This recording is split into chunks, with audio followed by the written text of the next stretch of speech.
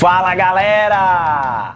Antes da gente começar este segundo combate, gostaria de agradecer a todos que enviaram sugestões de filmes para esse quadro. A Vingança de Jennifer vs Doce Vingança é atualmente um dos vídeos mais comentados do canal. Muito obrigado! Bom saber que o programa caiu no gosto de vocês. Algumas pessoas perguntaram se esse é um quadro direcionado apenas para o terror. Não! Todos os gêneros são válidos. Com relação aos critérios de avaliação, eles também podem mudar. Vai depender dos filmes que estiverem duelando. Agora chega de conversa fiada, chega de papo furado e vamos entrar logo no ringue!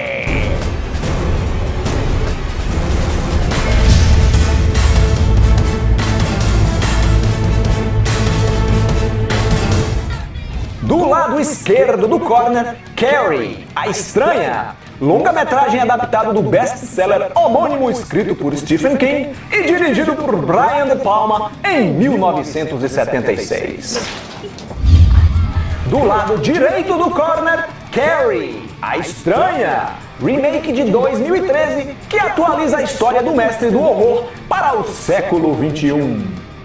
Publicado em 1974, Carrie foi o primeiro romance de Stephen King a ganhar uma adaptação para o cinema, como também o seu primeiro best-seller. Antes do remake, o longa de 1976 ganhou uma sequência picareta em 1999, que não tem ligação alguma com o livro, chamado The Rage, Carrie 2, que aqui no Brasil recebeu o título de A Maldição de Carrie. Em 2002, também rolou uma versão para a TV muito ruim, completamente desprezível.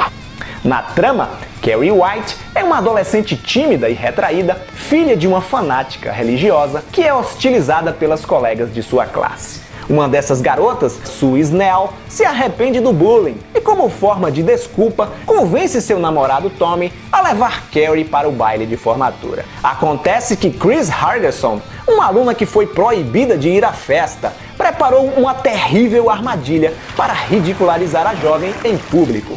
Mas ninguém imagina que Carrie é dotada de poderes paranormais e, repleta de ódio, vai usá-los em sua vingança. Para este combate, vamos usar como critérios de avaliação fidelidade ao livro, desempenho do elenco, roteiro, direção e impacto. A diretora do remake, Kimberly Peirce, declarou em várias entrevistas, na ocasião da estreia, que o seu longa não era uma refilmagem do clássico de 1976, como vinha sendo rotulado pela mídia. Tratava-se de uma nova e mais fiel adaptação do romance de Stephen King.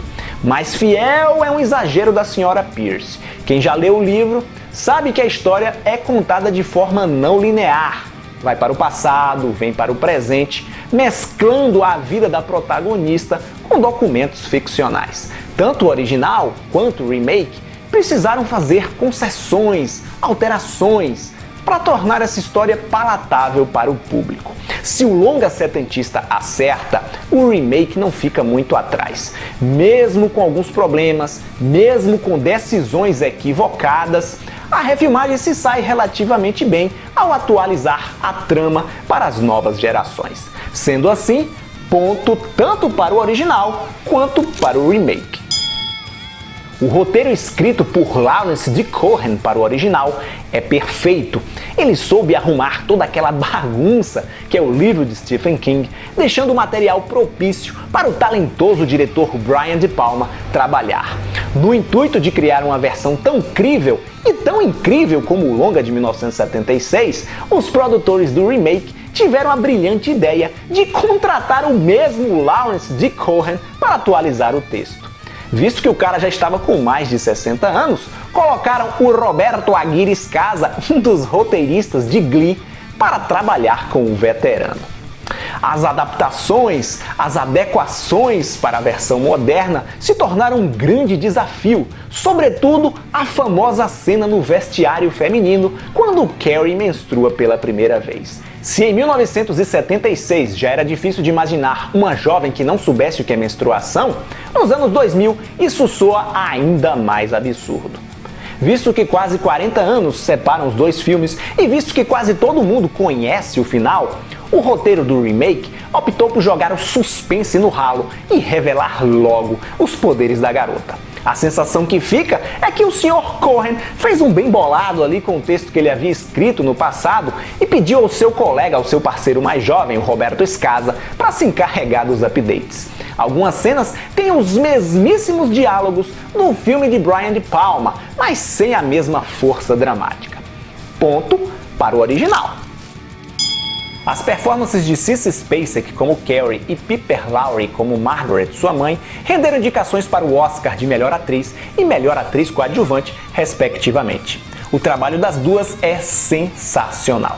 E Spacek, que corresponde às características físicas da personagem descritas no livro, é pura loucura provocada pela repressão, enquanto Laurie é a neurose doentia em pessoa.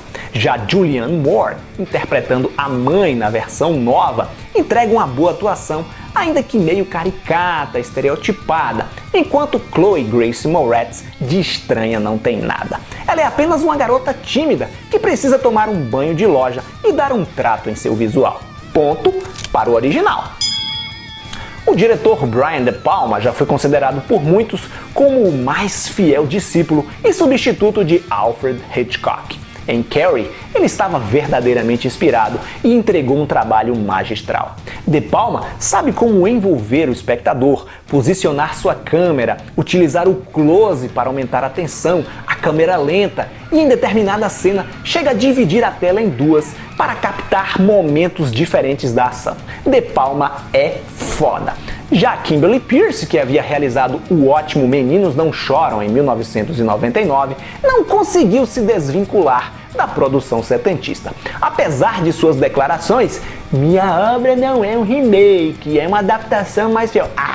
A diretora, ela não consegue ousar, ela não se arrisca atrás das câmeras, ela não oferece nenhum tipo de visão extra, chegando a copiar planos e enquadramentos de De Palma e, pior, a remontar cenas antológicas.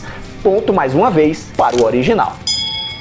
Após o lançamento de Carrie nos cinemas em meados da década de 1970, o livro de Stephen King chegou a ser proibido nas escolas norte-americanas. Criticado pelo seu excesso de violência, o filme é muito mais do que devastação e sangue. Apresenta uma visão crítica à religiosidade e traz uma busca por uma identidade sexual e feminina. Apesar de envelhecido, principalmente no quesito efeitos visuais, o longa-metragem não perdeu seu impacto e continua assustador.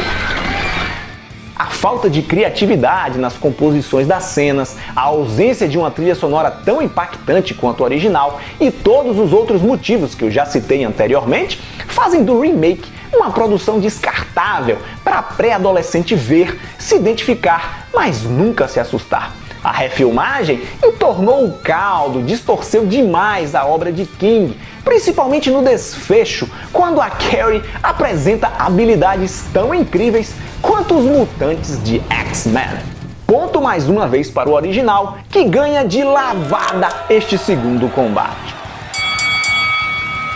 Obrigado por sua audiência. Se você gostou do programa, senta o dedo no like, compartilhe o vídeo com seus amigos nas redes sociais e se ainda não é inscrito, assine o canal. Tchau e até a próxima.